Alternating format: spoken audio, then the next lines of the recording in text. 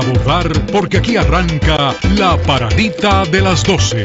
2 horas viajando por las noticias, los deportes, la política, la farándula, la cultura y todos los temas que ocupan la atención diaria de los dominicanos y del mundo. Con ustedes, La Paradita de las 12, un detergente para la mente. Acompáñennos. La paradita de las 12, qué buena esta paradita, la paradita de las 12, qué buena esta paradita.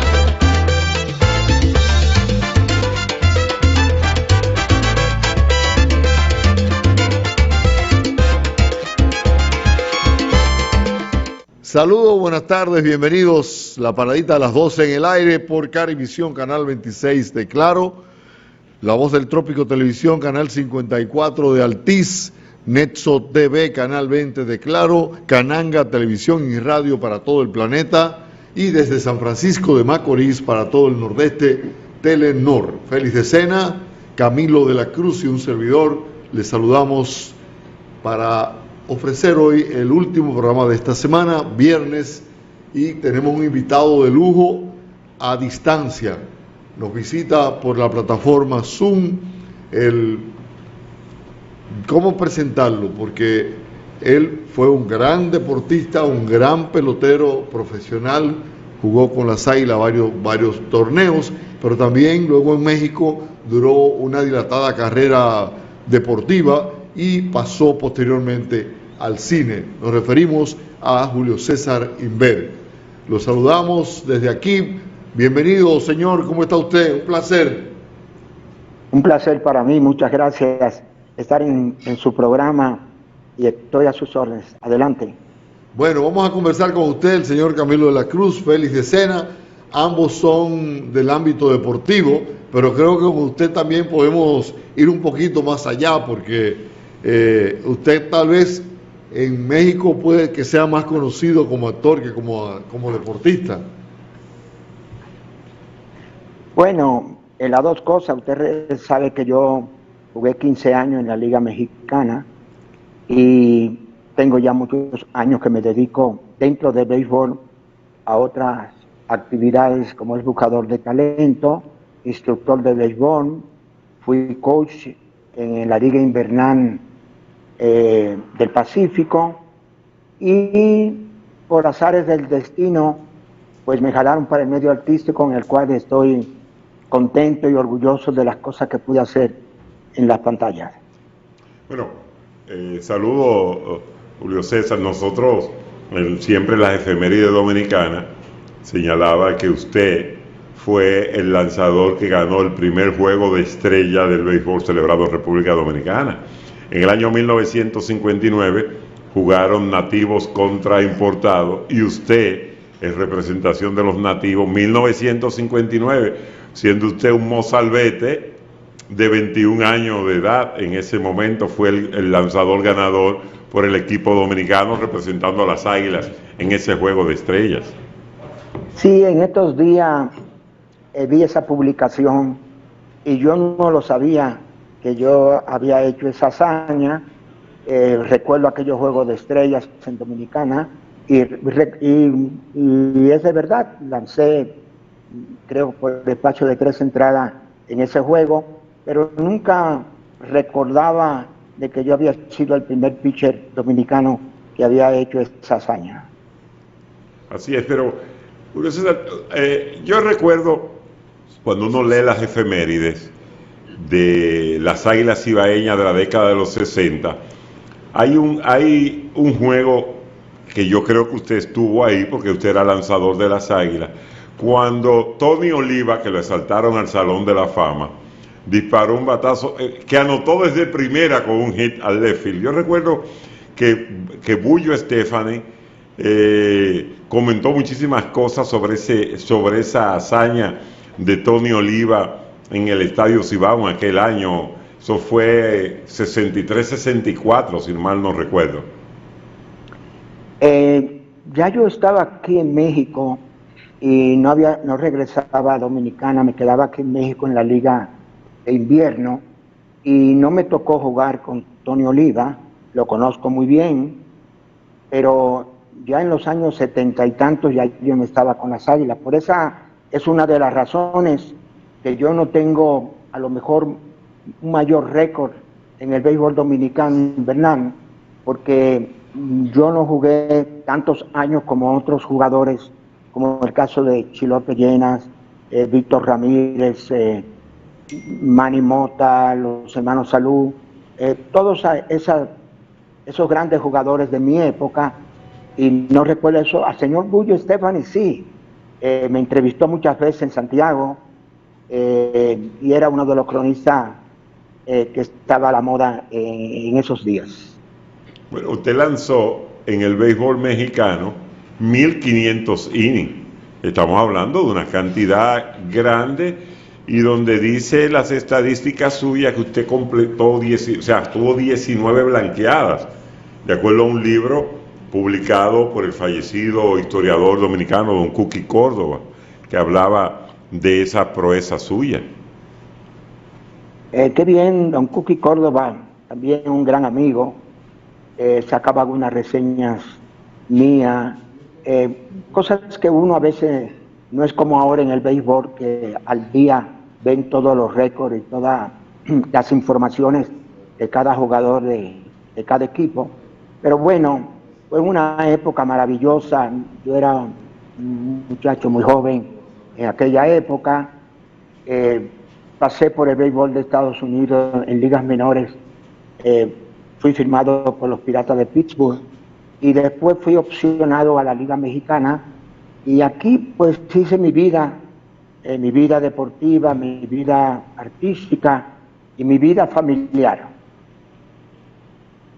Una pregunta: ¿cómo fue, Julio César, esa transición de ser un jugador del béisbol a los escenarios?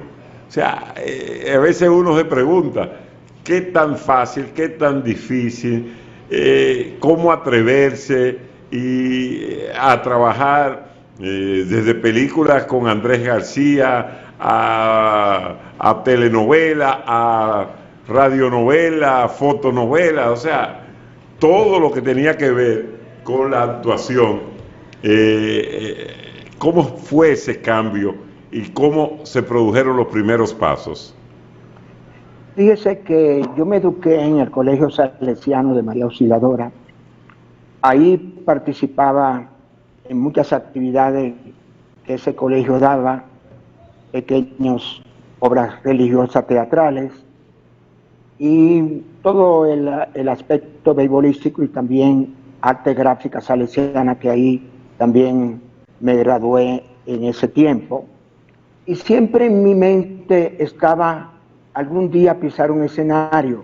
Cuando llegué a México, un país que la cinematografía es muy grande, la parte teatral también es muy grande, es uno de los países de América que tiene un gran desarrollo a nivel cinematográfico, pues siempre traía en mi mente si algún día yo podía estar cerca de ahí. Eso no se dio hasta que en mi último año con los Zaraperos de Saltillo salió una publicación y una foto mía en un periódico llamado Esto, y en ese tiempo se usaba mucho el afro, y yo traía un afro muy grande, y andaban buscando a una persona para que le hiciera algunos doblajes a aquel gran deportista y actor del cine americano, Jim Brown. Y entonces, sí, ese deportista jugaba fútbol americano, era muy famoso y entró al medio cinematográfico en Estados Unidos, y me hablaron, yo me presenté, me dieron el trabajo. Era un trabajo nada más de un second team, como le dicen, pararse cuando están colocando las cámaras y varias cosas, y después poner al actor para que haga sus escenas. Ahí me vio un productor mexicano y tenía en mente hacer una película. Me dijo que yo le daba su tipo para la película, se llamó La amargura de mi raza, que hice junto con Andrés García, y de ahí comenzó ese camino el que yo había soñado un poquito cuando estaba en el colegio, y más adelante, pues ya yo quería hacer teatro, yo quería hacer una cosa de alto nivel. Estudié un poco de actuación aquí en México con un maestro ya fallecido llamado Dimitrios Sarras, un maestro griego, y ahí fue el comienzo de mi vida artística en México, y pude hacer teatro clásico. Llegué a hacer Shakespeare, El mercader de Venecia de William Shakespeare, donde yo hacía el príncipe de Marruecos. Así se da ese comienzo, y lo aproveché al máximo, y de verdad que estoy orgulloso de la oportunidad que se me dio en México. ¿Usted no conserva, digamos, parentescos aquí en República Dominicana? ¿Algún pariente que usted venga y visite con frecuencia, o algún primo, un hermano?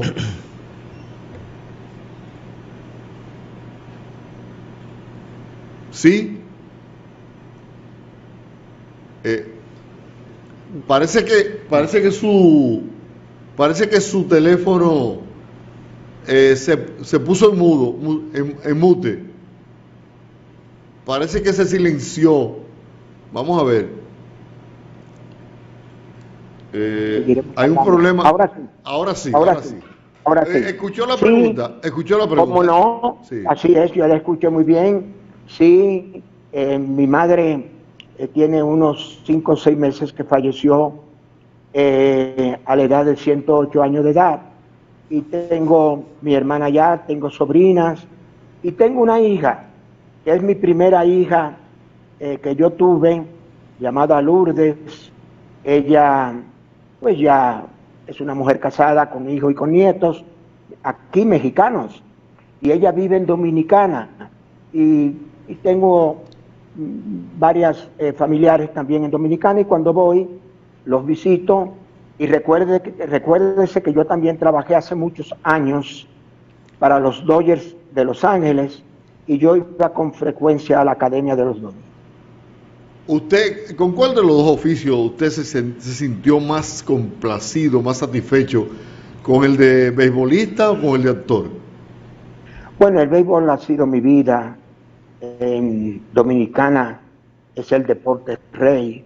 Lo jugaba desde que era un niño, descalzo en la calle, y obviamente de ahí surgió toda mi vida.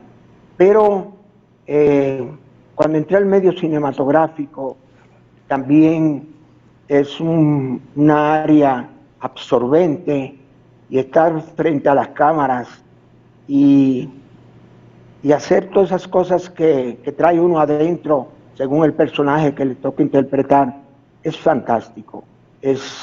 Creo que a las dos profesiones le tengo un gran cariño.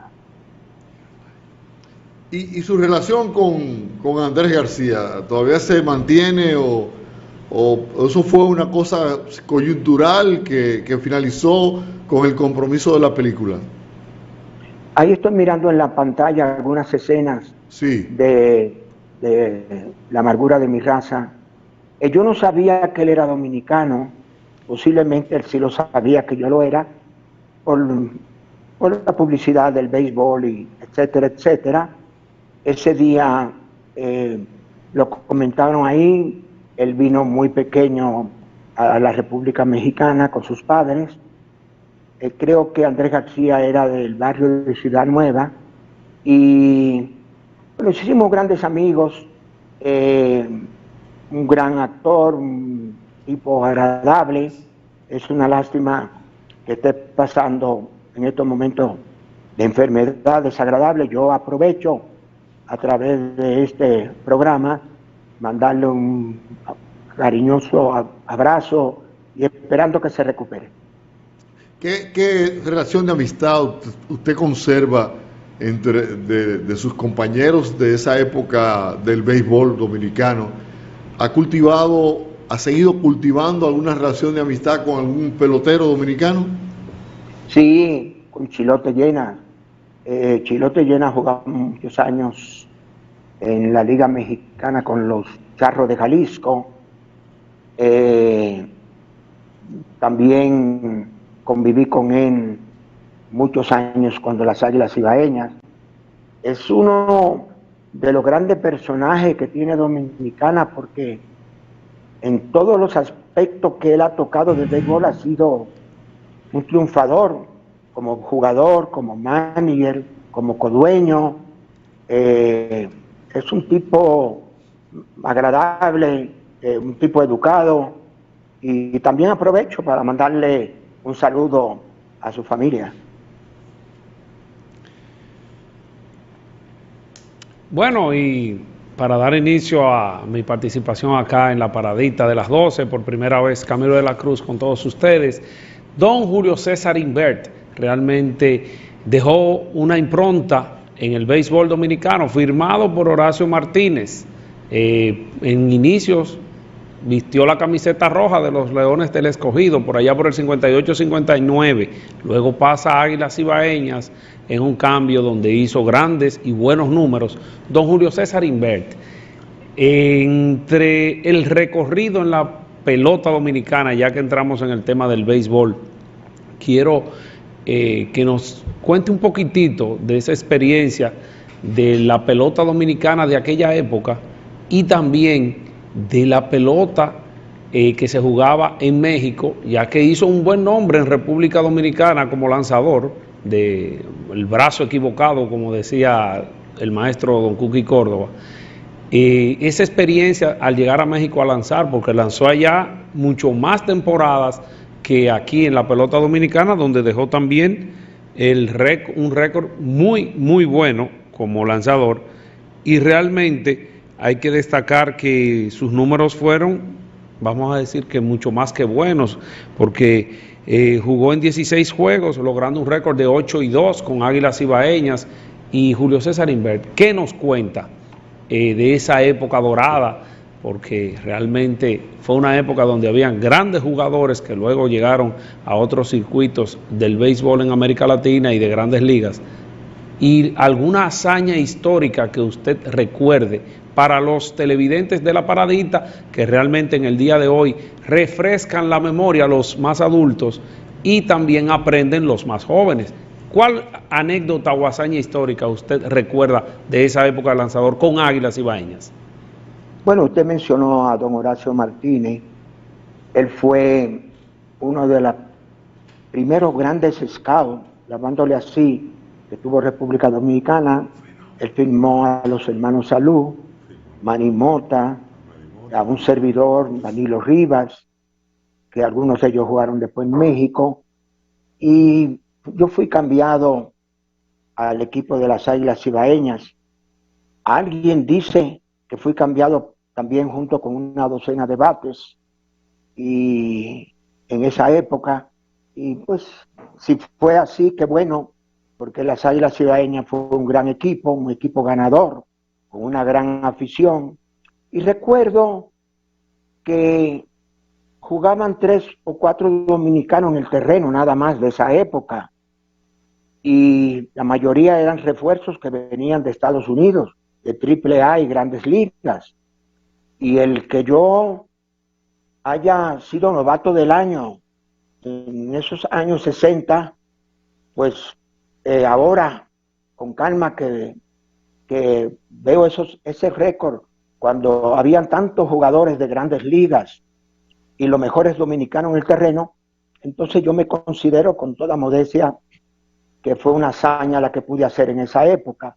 Después vine al béisbol de México, de verano. Era un béisbol un poquito más bajo que había en el invierno en Dominicana, y con los años México fue creciendo, llegaron muchos jugadores, principalmente del béisbol cubano de la época de los 60, y el béisbol, y de aquí salieron grandes jugadores, Luis Tian, Mike Cuellar, Minervino Rojas, y otros jugadores muy grandes que salieron, y mexicanos, Peluche Peña, Vicente Romo, de esa camada de jugadores que fueron al béisbol de grandes ligas ya teniendo cierta edad. Y entonces la Liga Mexicana comenzó a ser muy importante para el béisbol de Estados Unidos, y actualmente es una liga muy importante, se desarrollan muchos jugadores.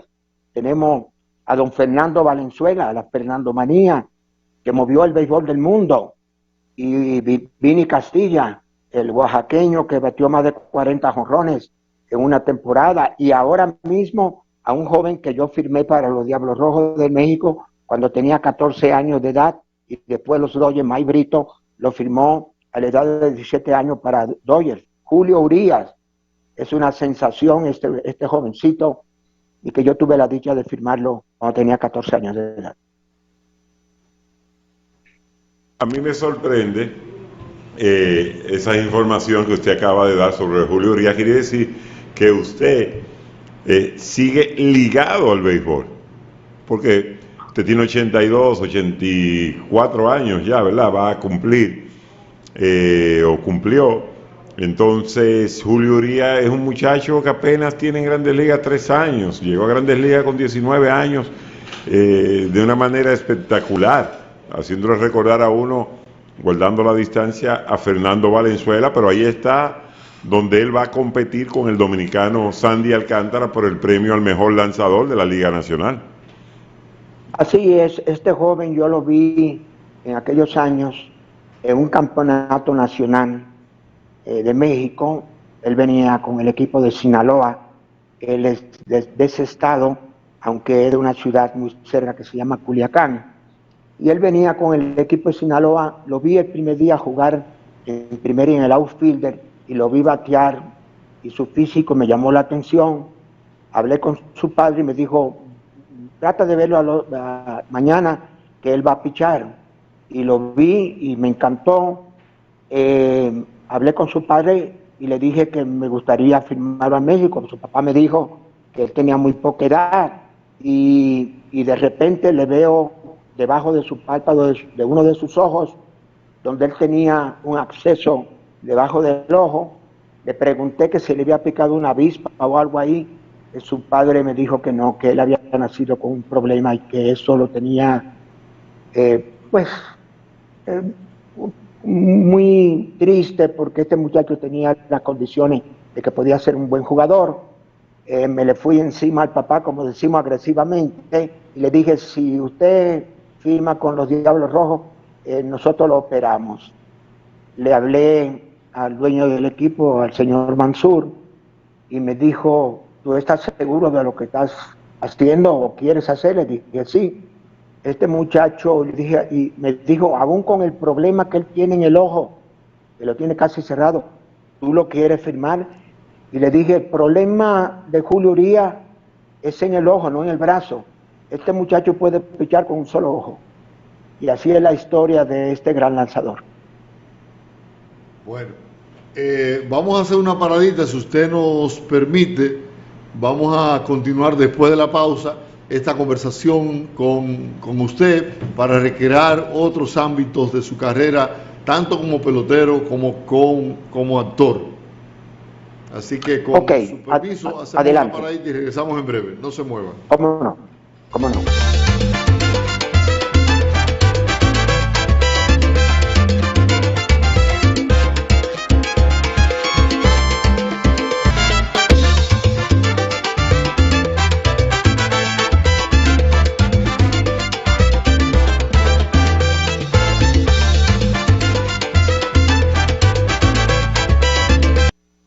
Continuamos conversando con Julio César Inver, pelotero, actor dominicano, una figura que lo de su generación lo recuerdan muy bien. Seguimos conversando con él, aspectos relacionados a su carrera como beisbolista y como actor en México, donde actualmente reside. Su esposa es mexicana, don Julio César. Sí, quiero aprovechar antes de seguir adelante de que yo mandé la información ayer de que iba a estar en su programa a mi hija Lourdes, a mi hermana Niña, a mi sobrina Jacqueline, María Elena y otros familiares que tengo allá en Dominicana, para que, bueno, pudieran recrearse un poquito en esta charla que tenemos. Sí, yo me casé con mexicana, ahí está en la pantalla. Yo estoy viudo hace muchos años, No me volví a casar de nuevo. Yo creo que se me fue el tren. Cuando quise agarrarlo, ya andar de camino. Esa que se ve en pantalla es mi hija. Ella vive en Atlanta, es mi nieto. Mi hija tiene muchos años, ya está casado con americanos. Ahí, como pueden ver en la pantalla, están yo con mi madre cuando ella cumplió 102, 103 años de edad. Mi querida Panchita. Ahora mismo, Julio César, acabo de hacer un contacto con Chilote Llenas. Este es Julio Urías, que está junto conmigo ahí. Ah, ese sí. ¿Le decía Félix de Sena? Yo que acabo de hacer un contacto a través del WhatsApp con Chilote Llenas y le dije que usted le envía su saludo y está extremadamente emocionado. Primero, ¿y dónde tú lo tienes? Y yo, no, una entrevista por Zoom. Canal 20. Sí. Qué bien, qué bien. Yo creo que se están preparando ahora todos los equipos, las Águilas Cibaeñas, porque viene ya el campeonato invernal y creo que deben de estar a todo meter ahí dándole a él. Bueno, ¿y qué cosa usted del béisbol criollo, qué cosa usted extraña? Bueno, extraño principalmente a la fanaticada y a ustedes lo que transmiten el béisbol. Ustedes tienen una facilidad enorme, aunque tienen la televisión ahora y otras cosas, pero ustedes se parecen mucho al famoso Bob Canell, que en aquella época era tan profunda la transmisión de ese señor que uno se sentía que estaba en el Yankee Stadium o el Polo Ground mirando, oyendo la Serie Mundial. Ustedes también lo hacen, aunque tienen la televisión a la mano, pero ustedes son unos grandes comunicadores y son realmente parte importante de lo que es el desarrollo del béisbol en Dominicana. En esa época en que usted lanzaba para las Águilas Cibaeñas, ¿quiénes eran los narradores del momento? Déjeme ver si recuerdo. Primero había un cubano muy famoso. Déjame ver si lo tengo a la mente. Felo Ramírez. No era Felo Ramírez, al rato le digo bien el cubano muy famoso, que una vez usó una palabra que no fue muy agradable en su transmisión, porque en el estadio de Santiago, detrás de ese estadio, pues no había nada, habían corrales de vaca y cosas por el estilo, estaba muy afuera del centro de la ciudad de Santiago. Y entonces dijo, batazo largo por el left field, y la bola se fue a donde las vacas hacen sus cosas. Sí, eso es famoso. Esa es una historia famosa, una maravillosa anécdota. Pero usted recuerda a alguien de la... Cuchi Rodríguez, Cuchi era el comentarista, estaban 2 o 3 narradores de Santiago. No me vienen a la mente los nombres ahorita, pero toda esa camada de comentaristas y que narraban el béisbol. ¿Se acuerda de ese nombre, Ramón de Luna? Bueno, sí lo recuerdo. No lo conocí mucho personalmente. Nosotros teníamos acceso a las transmisiones de béisbol, pero no nos codeábamos mucho con la gente que transmitía el béisbol. Bueno, usted perdón. Y al que yo me refiero se llama Rafael Rubí. Rubí, correcto, sí, claro. Rafael Rubí era un excelente narrador cubano, ¿verdad? De origen cubano. Así es. Tiene razón. Ese fue que dijo el que narró que la pelota se fue allá. Sí. Bueno, y quiero, don Julio César Inver, desde acá, acompañando a don Edel Cordero en el día de hoy, recordarles a los de la época que están en sintonía y también a los más jóvenes. Don Julio César Inver jugó poco aquí, pero jugó 15 temporadas, 16 en total en México, con los Diablos Rojos de México, también con los Leones de Yucatán. Pero aquí hay una anécdota de el señor, ya la montaña noroestana, como le llamaban, Guayubín Olivo y don Julio César Invert. Yo quiero que el mismo don Julio César Invert nos recuerde esa anécdota de esa época en el béisbol dominicano, cuando se enfrentaron Águilas Ibaeñas, Tigres del Licey. ¿Y qué pasó en ese encuentro, don Julio César Invert?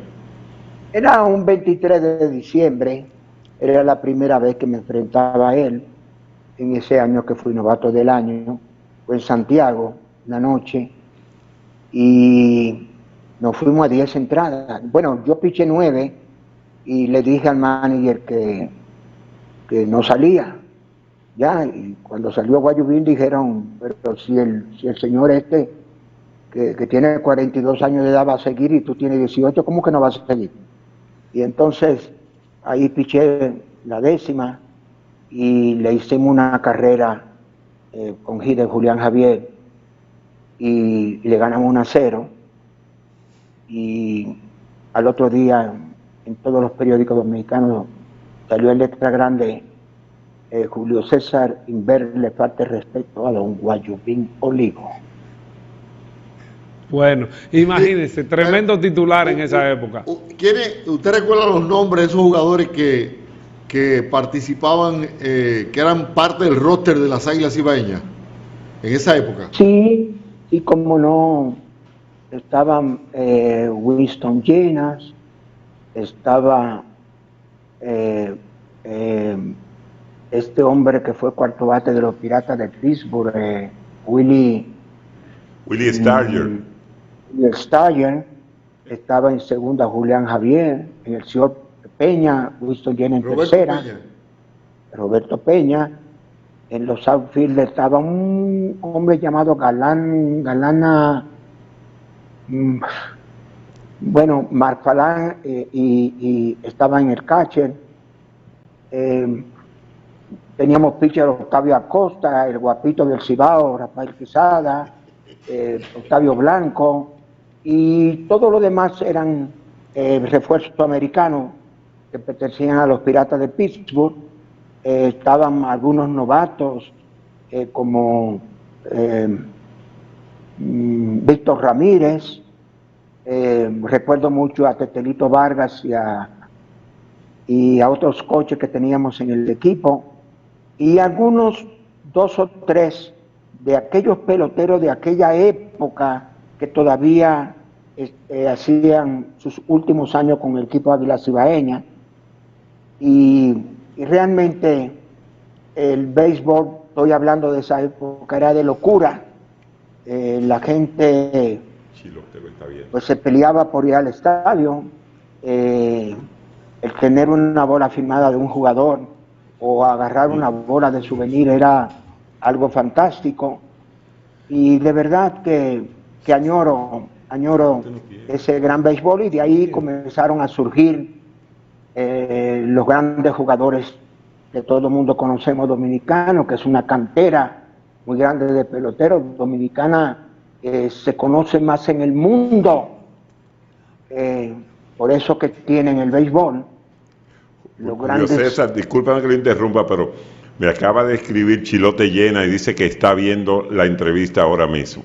Y usted quiere mandarle un saludo a su amigo Chilote Llena. Ah, sí, como no. Chilote y yo tenemos una anécdota muy bonito. Estando en Guadalajara una tarde, terminó el juego y salimos a comer, y me dijo Chilote: óyeme, ¿tú te recuerdas cuando salía Jorge Negrete y todo eso, caminando con un mariachi atrás? Y me dije: ¿tú piensas que hagamos eso tú y yo? Entonces estaba la Plaza de los Mariachis, muy cerca, en la Avenida Independencia en Guadalajara. Contratamos un grupito, no mucho, de 5 o 6 mariachis, le pagamos, íbamos él y yo adelante con una cerveza y el mariachi tocando atrás.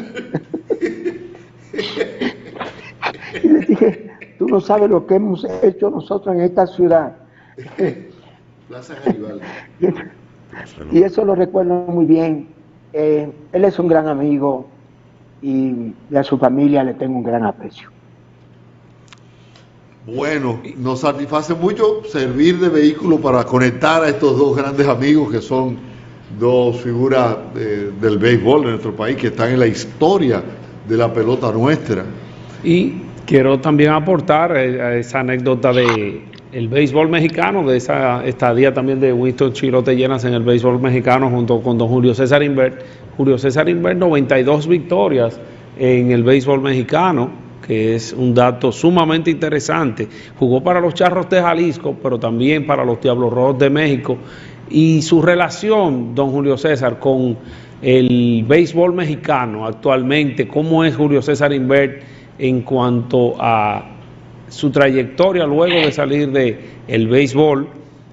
¿Cómo ha sido? Sabemos sus contactos con los Diablos Rojos de México, ¿cómo es su relación? ¿Cómo es? Con la familia Mansur, ¿verdad? Porque son los Diablos Rojos. Los Charros y los Diablos son de la familia, dos hermanos Mansur. Hay que decir que para esa familia, Chilote Llena es miembro de esa familia. Bien. Oh, sí. Sí, Chilote Llena es miembro de esa familia. Yo sé porque he compartido con ellos y he visto el aprecio desde el viejo a los jóvenes. Correcto. Con relación a Chilote Llena. Sí, y realmente sí, él estuvo muy cerca, perdón que lo interrumpa, por ahí con el equipo cafetero de Córdoba, estuvo con los Diablos, fue manager, jugador, él es muy amigo de la familia Mansur y actualmente el dueño, don Alfredo Elú, que es un señorón en el béisbol. Él acaba de construir lo que es el nuevo Salón de la Fama, un estadio precioso en la Ciudad de México, que no lo había desde hace 60 o 70 años. Ahí está don Alfredo, exactamente en esa revista. Y quiero aprovechar de esa revista del Deporte Rey de Monterrey, el cual yo tengo una página donde yo escribo que se llama Desde el Bullpen. Ahí está.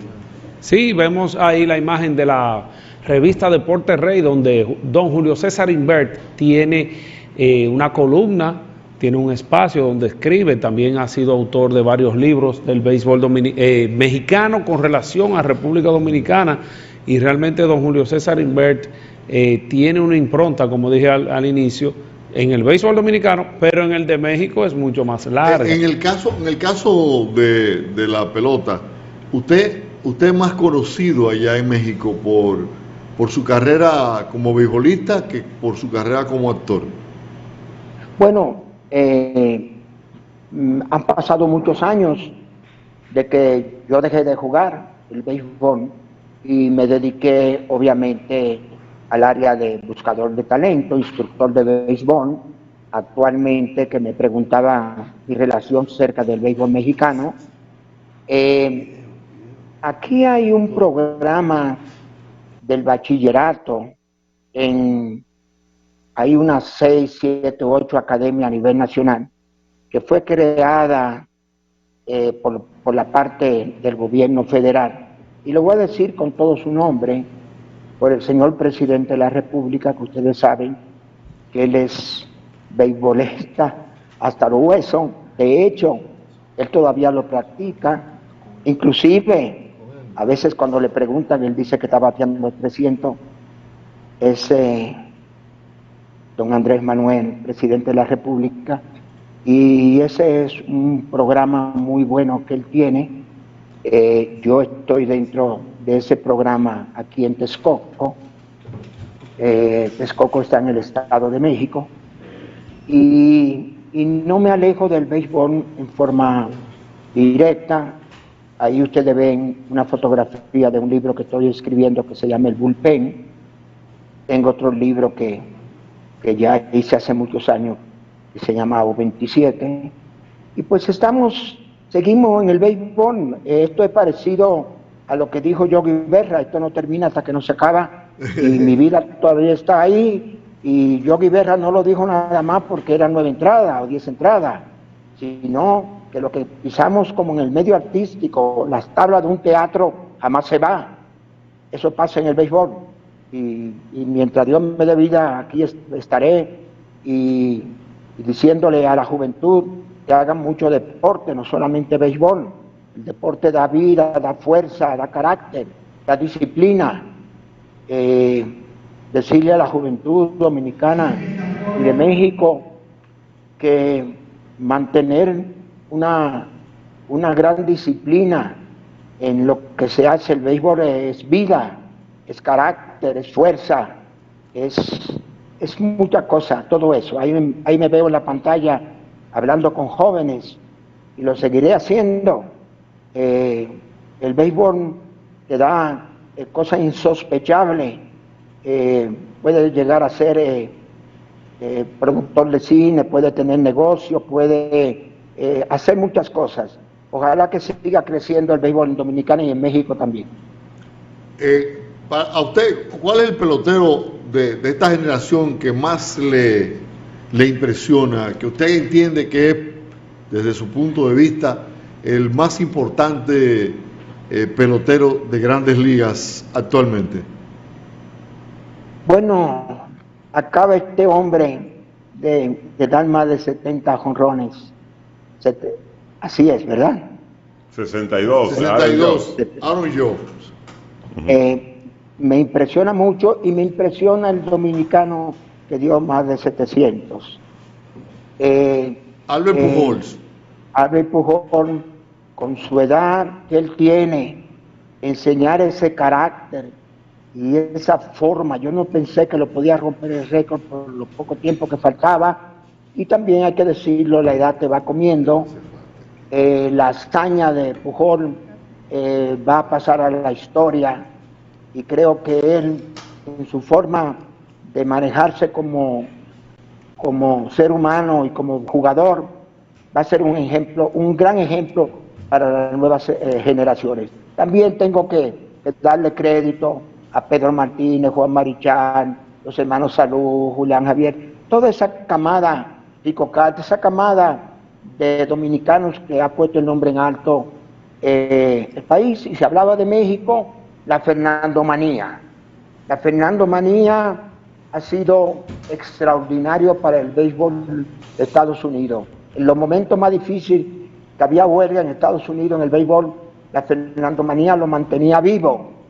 Fernando Valenzuela ha sido, inclusive para el mundo y para México, un gran baluarte. Es una lástima que los que decidan por número quienes van al Salón de la Fama y sienten que Valenzuela no lo tiene, deberían de pensar dos veces, porque este hombre ha sido un gran inspirador al béisbol del mundo, y yo espero que lo tomen en cuenta y lo lleven al Salón de la Fama. Artistas del cine de su época que usted recuerde. Bueno, yo conocí al Indio Fernández, que fue un gran director y un gran gente que hizo aquellas grandes películas de la época del cine de oro mexicano. He trabajado de la nueva camada, Verónica Castro, Lucía Méndez. Ellas son dos mujeres que han llenado la pantalla de la televisión mexicana y tienen nombre que han hecho grandes de las telenovelas mexicanas, y con otros artistas que también. Ahí está esa mujer, una gran cantante, y que también trabajó mucho en la televisión. Pues he tenido la dicha de codearme con estas grandes figuras, que obviamente pues me llena de orgullo a mí y a mi familia. Quería no dejar pasar por alto de que varias gente de mi familia está mirando allá en este programa, mi hija, mis amigos, y de verdad que después de haber pasado tantas veces frente a la pantalla y en entrevista como la que me están haciendo ustedes, pues todavía me pongo un poco nervioso. Mira cómo están mis dedos y mis manos. Bueno, para nosotros ha sido una gran satisfacción poder conversar con usted, desempolvar tantos recuerdos y traerlo a la pantalla para que esta generación le conozca y para que los que le conocieron revivan esos recuerdos de su paso por el béisbol en nuestro país. Agradecemos infinitamente todo este tiempo que nos ha dispensado y esperamos muy pronto volver a establecer otra conversación amplia con usted en estos dos ámbitos, en el ámbito deportivo y en el ámbito artístico. Tanto Félix de Sena como Camilo de la Cruz y un servidor del Cordero, le agradecemos profundamente este tiempo que nos ha dedicado para conversar con nosotros sobre su carrera en el cine y en el deporte. Quiero aprovechar ¿sí? de comentarle a ustedes, perdón, estoy enterado de los últimos pequeños desastres climatológicos que pasó en Dominicana, en cierta área del país, y quiero mandarle a todas esas personas que han sufrido la inclemencia del ciclón que acaba de entrar, mandarle mi cariño y espero que el gobierno dominicano pues apoye a toda esta gente desamparada. Sí, don Julio César, queremos también, así como Edel se expresó, queremos también decirle que a los más jóvenes, este señor, un don señor, como yo le digo, don Julio César Inbert, quien en su trayectoria no deja el lado dominicano, su trayectoria en México, más de 400 fotonovelas realizadas en su haber, con grandes figuras del cine, las luego telenovelas, porque las fotonovelas para los más jóvenes eran revistas. Quiero decirles que participó junto con Silvia Pinal, Susana Dos Amantes, Angélica María, Verónica Castro, Lucía Méndez, Marga López, Blanca Guerra, Libertad Lamarque, Gustavo Rojo y además un sinnúmero de actores, también Andrés García, Fran Moro, nombres muy sonoros en la sociedad mexicana y que realmente nos dejan ver con esta última parte de don Julio César Inbert, donde expresó su atención al país debido a los desastres del huracán Fiora, que él está allá, pero su mente y su corazón están también en República Dominicana. Lo vemos también acá con la imagen del presidente actual de México, Manuel López Obrador, conocido como AMLO, que todavía juega béisbol actualmente, y cuando don Julio César Inbert hace unos años se tomaron esa foto, y realmente es un privilegio para la República Dominicana tener un embajador como don Julio César Inbert, un embajador sin título, pero es un embajador que realmente nos llena de orgullo. Hoy, en una primera parte, que espero que la entrevista próxima también se toquen más temas, según pueda don Julio César Inbert en el tiempo que le sea conveniente, poder también tocarnos esos temas de López Obrador, su trabajo, su relación con el actual embajador de México en República Dominicana, que sé que lo conoce, y realmente los más jóvenes les invito a que googleen, a que busquen en internet la vida de don Julio César Inbert y que se enteren de que realmente tenemos un gran embajador hace muchos años. Hoy mencionamos por las enfermedades y recuperaciones de Andrés García, y hoy lo mencionamos, pero realmente don Julio César Inbert ha llevado una vida bastante discreta de los medios de comunicación, pero realmente bastante activa a lo que es la vida del mexicano, tanto en el béisbol como en los aportes que ha hecho en la sociedad mexicana, sin olvidar su país, República Dominicana. Es lo que tengo que decir, don Julio César, los micrófonos son suyos. Bueno, es un halago que me hace para toda mi familia, también para México, al país que yo amo, igual que Dominicana. Bueno, muchísimas gracias, que Dios siga bendiciendo su salud y esperamos pronto poder tener la oportunidad de conversar de nuevo con usted sobre su carrera en el cine y en el deporte. Gracias de corazón y un abrazo para su familia también. Ok, muchas gracias por la entrevista, gracias. Gracias a usted. Hacemos una paradita, regresamos en breve.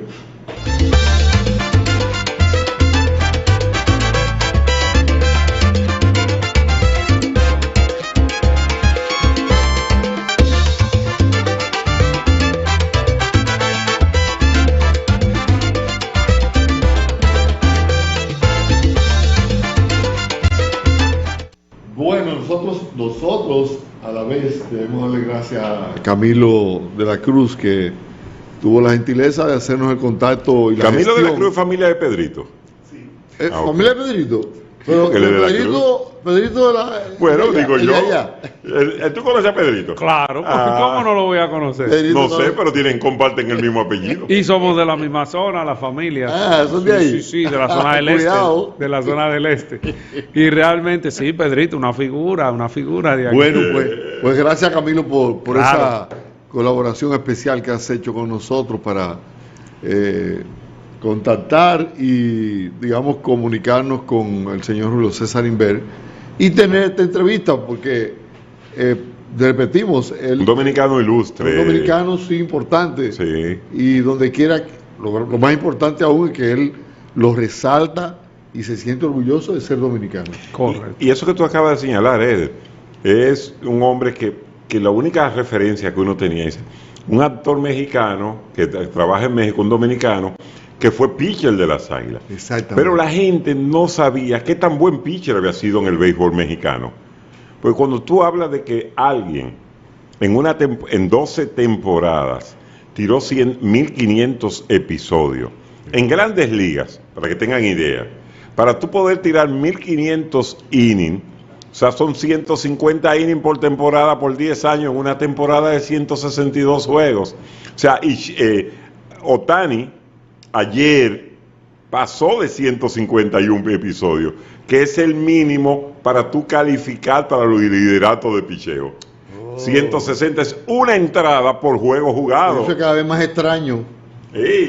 más inusual, porque los brazos los preservan más. Lo preservan. Entonces, si tú puedes tirar 1.500 innings en 12 años, 19 blanqueadas, óigame bien, 19 blanqueadas, para usted lo difícil que es conseguir una blanqueada y tú tener 19, está entre los líderes de blanqueadas. Claro.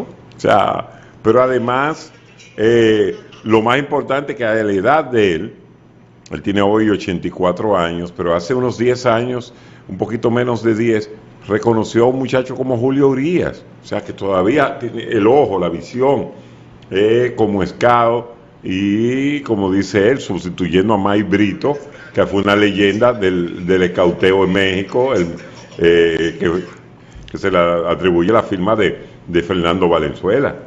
Correcto, y además hay que decir que don Julio César se mantiene trabajando lo que es el béisbol no en República Dominicana, en México. Hay que decir también que don Julio César es un propulsor del béisbol en México, de ahí su amistad con el presidente actual Manuel López Obrador, un gran conocedor del béisbol, que todavía juega béisbol, el presidente mexicano, y que realmente tiene el interés de venir a la República Dominicana, López Obrador, además, junto con don Julio César Inbert. Hay que decir que no se ha cansado don Julio César Inbert, y como hizo referencia a República Dominicana con los desastres del huracán Fiona, además, él, insisto, continúa trabajando en la Federación de Béisbol Mexicana, trabaja con Diablos Rojos a nivel de coaches, con el equipo de Diablos Rojos de México, pero también don Julio César Inbert ha descubierto otros grandes jugadores. También fue el que descubrió a Jorge Cantú, me comentó sobre esa firma. Jorge Cantú, mexicano de origen, segunda base. y mexicano de origen, ya estaba, como dicen, estudiando la secundaria, pero el que da el visto bueno para su firma, que luego firma con Tampa, originalmente Jorge Cantú, él fue el primero que le escauteó para el equipo de los Dodgers, pero no le aprobaron la firma por unos asuntos de trámites en México y Estados Unidos. Vamos a proponernos para la próxima semana volver a hacer contacto con el señor Julio César Inver, pero más que nada para procurar que también lo podamos conseguir y, digamos, por esa vía, reunirlo con Chilote Llena. Hacer un Zoom con Hacer ellos. un Zoom con ambos, sí, para tener una conversación con ambos a distancia, porque sería la manera perfecta de juntar dos viejos amigos que a lo mejor tienen mucho tiempo que no se ven. Y compartieron las Águilas Cibaeñas y en la Liga Mexicana. Correcto. Y además para que se recuerden muchas anécdotas. de aquella anécdota que refirió don Julio César con los charros, ¿cómo se llama? Los mariachis. Los mariachis mexicanos. Sí, realmente esa es la verdad de la tecnología, y realmente hay que destacar que vía Zoom se pueden hacer este tipo de entrevistas, no importa que don Chilote esté en Santiago, don Julio César Invert esté en México, en Texcoco, realmente que está, y realmente destacar esta famosa virtualidad que realmente llena las expectativas para dar grandes palos noticiosos. Y el hombre es nativo de la zona de María Auxiliadora. Correcto. María Auxiliadora, que es la parte norte de la ciudad de Santo Domingo. Sí, sí. Se me olvidó preguntarle por qué entonces, ¿cómo en esa época? ¿Cómo va a parar a Santiago? Lo cambia, dice que él originalmente lo firmaron para los Leones del Escogido. Horacio Martínez lo firma para los Leones del Escogido y terminó con las Águilas Cibaeñas. Sí. Así fue. Así fue, y realmente, bueno, yo siempre simplemente he sido un facilitador sobre esta reunión que hemos tenido con don Julio César Invert, y el orgullo ha sido para mí realmente. Continúa, don Edel. Vamos a agradecerles a ambos el contacto. En la próxima semana vamos a hacer lo mismo para procurar reunir vía Zoom a don Julio César Invert con Winston Chilote. Winston Enriquillo Llenas Dávila. Así es. Vamos a hacer una paradita para entonces conectarnos con Marcia Castillo, con la neuróloga Marcia Castillo, que estuvo fuera del país en un seminario y que posiblemente nos trae gratas noticias sobre el tema de la epilepsia. Así que ojalá podamos conectarla rápidamente para aprovechar los minutos que nos quedan antes de pasarle a Carol Pérez el resto del programa. Hay que decirle, antes de que entre la doctora Castillo, que hoy inician los playoffs de la Grandes Ligas. Iniciaron. Es el día entero tenemos playoffs. O sea, si usted tiene un sillón cómodo en su casa, o donde usted quiera verlo, siéntese, coma, sea maleducado hoy, no coma en la mesa. Oye, porque hay momentos que tú tienes que ser mal educado. O sea, yo hoy no voy a comer en la mesa. Yo voy a comer mirando el televisor, mirando pelota. Entonces hoy hay pelota desde las 12:07. Hay pelota a las 2 de la tarde para que ustedes vean a Pujols. Luego tienen a las 4 oportunidad de ver a Vladimir Guerrero y a Julio Rodríguez, a Teóscar Hernández, a Raimer Tapia del equipo de Toronto. Ahora mismo, si Cleveland se va adelante, van a tener la oportunidad de ver a Clase cerrar el juego. Y a las 8 de la noche, prepárense para que vean a Manny Machado y a Juan Soto en ese partido de las 8. Repito, juego el día entero de pelota, desde las 12 del día hasta las 12 de la noche. Si usted, y además, ¿sabe qué? Pelota de la buena, sí, porque es la pelota de playoff, es la que usted quiere ver, es donde usted se separan los hombres, donde se hacen las leyendas. Porque usted está viendo todo lo que estamos hablando de Julio Rodríguez, todo eso es maravilloso, pero si da un par de palos desde hoy, entonces comienza a crecer la leyenda. Así si es. Vladimir hoy da un par de palos también, ya Soto lo hizo en una serie mundial, pero puede que todo lo que se ha hablado de él en estos días y cómo ha bajado su promedio, todo eso se olvida con una gran serie de playoffs. Una serie corta, Félix. Sí, un 3-2. Un 3-2. Eso es el tipo de serie que tenemos. Bueno, vamos a esperar entonces a darle la oportunidad a la doctora Marcia Castillo que se conecte. Ya lo ha hecho y la saludamos. Damos la bienvenida al programa después de una semana fuera del mismo. Estuvo en el extranjero en un seminario donde el tema principal era la epilepsia. ¿Qué experiencia nos trae? ¿Qué comentario importante? ¿Qué cosa de trascendencia podemos decir como resultado de esta experiencia allí en ese seminario? Bienvenida, doctora. Hola Eder, saludos a todos allá en el canal y saludos a todas las personas amables que nos escuchan por la plataforma. Pues una experiencia mucho para allá, una nutrida participación de neurólogos y varias cosas en la palestra, sobre todo una nueva reclasificación de la epilepsia por más de 20 años. Nos manejamos con una clasificación que era la del 1991 y hoy actualmente manejamos una nueva clasificación. Tal vez para los pacientes y las personas que nos escuchan no es tan importante, pero para nosotros los neurólogos sí, porque es un cambio trascendental en el abordaje y el diagnóstico de las convulsiones y las epilepsias. Otra cosa importante fue el abordaje de las epilepsias en las mujeres embarazadas, el cuidado y la importancia de los modelos transdisciplinares, o sea, cómo el trabajo mancomunado entre el ginecólogo, el internista, el pediatra, el perinatólogo, que son muchos de los tabúes que permean cómo la población ve a la mujer en edad fértil con epilepsia. Y esto también fue muy refrescante, incluso tuvimos la oportunidad de compartir testimonios con pacientes que estuvieron ahí, también compartiendo su experiencia de vida.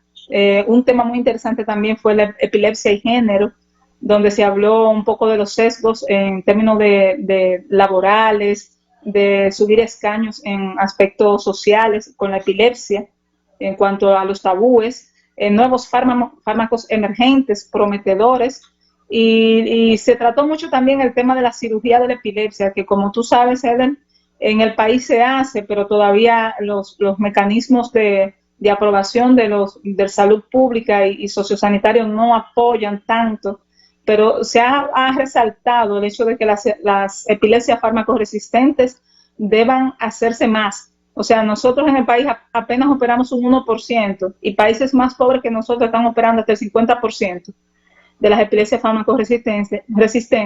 Y esto es una cosa que le da una calidad de vida a los pacientes epilépticos, sobre todo jóvenes y que están en población económicamente activa. La necesidad de apostar a esfuerzos mancomunados, no solamente del sistema sociosanitario, sino de las diferentes sociedades para operar más a los pacientes epilépticos candidatos a operarse. En el capítulo de epilepsia infantil se habló mucho del apoyo de la parte de psicología y paidopsicología, no solamente en el niño, en el adolescente o por el tema del bullying, sino también en el tema de los padres como cuidadores, el desgaste que a veces ocupa a los parientes de los niños que padecen epilepsia resistente y mutaciones genéticas. Tuvimos la oportunidad con una colega del país que presentó un póster súper interesante, una participación científica del país que es importante recalcar, una doctora, colega y amiga, la doctora Marisa Beato, que presentó un póster que fue muy aplaudido de una epilepsia con una mutación genética, la primera que se hace aquí en el país. Entonces, me parece importante resaltarlo porque cada vez estamos ahondando más en aspectos de investigación y esto es muy, muy refrescante para todos nosotros. Doctora, en el caso de la epilepsia en menores, ¿se puede revertir esa condición con tratamiento a temprana edad? Mira, precisamente eso fue uno de los temas que se tocó, el hecho de abordar las crisis lo más temprano posible. Mientras más tardamos en tratar a un paciente epiléptico, más difícil será el tratamiento y más persistente será el paciente a largo plazo. En suma, lo que quiero decir es, haciendo hilo conductor con tu pregunta, es que es más posible que un niño con una epilepsia benigna infantil se cure que un adulto mayor que debute con epilepsia, paradójicamente. Hay epilepsia del envejeciente también, que muchas personas piensan, y un envejeciente puede debutar con epilepsia, pero sí, muchos niños con epilepsia benigna de la infancia son tratables, curables, medicables y pueden tener luego un desarrollo normal. Ajá, en el caso de las embarazadas, Sí. En el caso de la embarazada, ¿con qué frecuencia se ven mujeres embarazadas epilépticas? Mira, el hecho es que a la paciente epiléptica se le ha dicho por generaciones que no puede salir embarazada. Y ese es uno de los mitos que ha tratado de derrumbarse en los últimos, tal vez en los últimos tres décadas. Pero porque por los riesgos que entraña hacerlo o porque en su vientre hay un futuro epiléptico. No, exacto, esa es la dicotomía. Tú has dicho dos cosas de extremo interés. Primero, los fármacos antiepilépticos viejos, los de primera generación, eran altamente teratogénicos, o sea, teratogénico, terato, daño, génico de génesis, hacían daño en la génesis y en la formación del bebé. El ácido valproico, el fenobarbital, el dilantín, tenían una tasa de malformación que a veces se triplicaba. Entonces, ese era uno de los problemas que existía, pero ya con los nuevos fármacos antiepilépticos tenemos más oportunidades de que los niños estén o nazcan sin alteraciones físicas o alteraciones cognitivas. Entonces, si una paciente epiléptica se prepara bien con un equipo y se concibe bajo toda la normativa de preparación, puede salir embarazada. Ahora, si una paciente epiléptica tiene la duda de que su hijo va a ser epiléptica, hay consejería genética. ¿Por qué? Porque hay algunos síndromes epilépticos que ciertamente tienen un componente genético. Fíjate que uso el nombre síndromes epilépticos. Ahí está, por ejemplo, el Lennox-Gastaut, el síndrome de Dravet, pero no todas las epilepsias son heredofamiliares.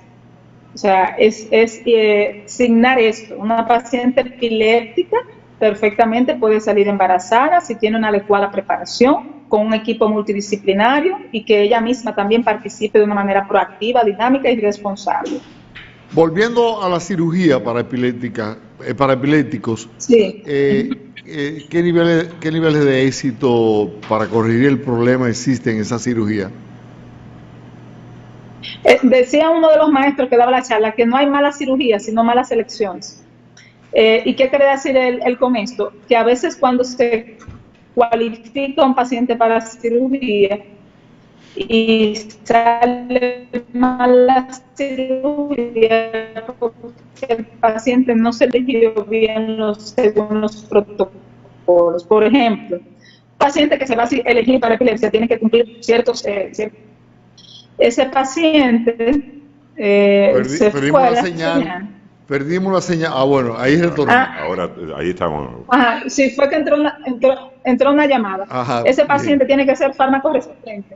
O sea, tiene que estar en por lo menos 2 o 3 drogas.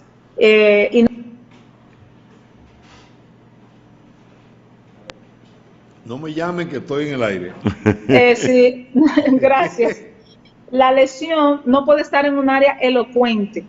Elocuente quiere decir no puede estar en un área del habla, en un área motora, porque esa cirugía es una cirugía lesional. ¿A qué se refiere? Que se va a quitar esa área, ya sea con una cirugía de las viejas, cirugías lesionales, o ya sea por gamma knife, por rayos gamma, que son una cirugía más moderna, pero es una cirugía que va a quitar una lesión un poco. Entonces, si esa cirugía se hace en un área del lenguaje, en vez de aportársele un bien a un paciente, se le está haciendo un daño, o en un área motora, o en un área de coordinación. Entonces, se hace toda una evaluación cognitiva, funcional, un protocolo bien establecido y articulado para saber si ese paciente es un buen candidato a cirugía. Entonces, en lo que entra la llamada, en lo que sale la llamada, doctora, tenemos en nuestro país un conteo establecido de la cantidad de epilépticos existentes. Bueno, actualmente nosotros tenemos un capítulo de la sociedad, de la Liga Internacional contra la Epilepsia, y estamos luchando por la sede. Estoy señalando esto porque estamos luchando porque la sede sea aquí el año que viene. Está llevando un registro estadístico electrónico donde todos los neurólogos estamos sentando en nuestra base de datos para luego sumarlo. Tú sabes que aquí solamente se lleva estadísticamente las enfermedades de notificación obligatoria, el dengue, la malaria, leptospira, el COVID. Si no hay notificación obligatoria, algunos capítulos de las sociedades, por ejemplo, los hipertensos tienen sus registros. Volvió a llamarme. No me llame, sí, que estoy hablando por teléfono. Sí. Actualmente estamos empezando con un registro con el capítulo nacional de la Liga Dominicana contra la Epilepsia. Bueno, yo creo que para la próxima semana tal vez, doctora, pudiéramos agotar un programa con más espacio de tiempo para abordar todos estos temas y que usted nos amplíe un poquito más sobre lo tratado en ese seminario sobre epilepsia del que Sí, acaba de regresar. me gustaría también, Eder, cuando tal vez lo podemos hacer para el próximo. Bueno, No, concluya, por favor. En esa entrega que tendremos ya personal, hablar sobre esos fármacos emergentes y lo que vislumbra el camino en cuanto a epileptología se refiere. Muy bien. Bueno, prometemos para el próximo viernes traer a la doctora en vivo, sacarla de su consultorio, dejar todos los compromisos que tenga para que hablemos aquí ampliamente sobre estos aspectos. Gracias, doctora, por ese maravilloso tiempo que nos dedica. Lamentablemente tenemos que interrumpir su consulta, pero lo hacemos con el propósito de orientar a la gente que tiene algún tipo de padecimiento de estos que nosotros tratamos con usted. Gracias por acompañarnos. Vamos a hacer una paradita. Al regreso, entonces, dejamos el contenido del resto del programa con Carol Pérez desde Bogotá, Colombia. Gracias a ustedes. Buenas tardes. Bye, doctora.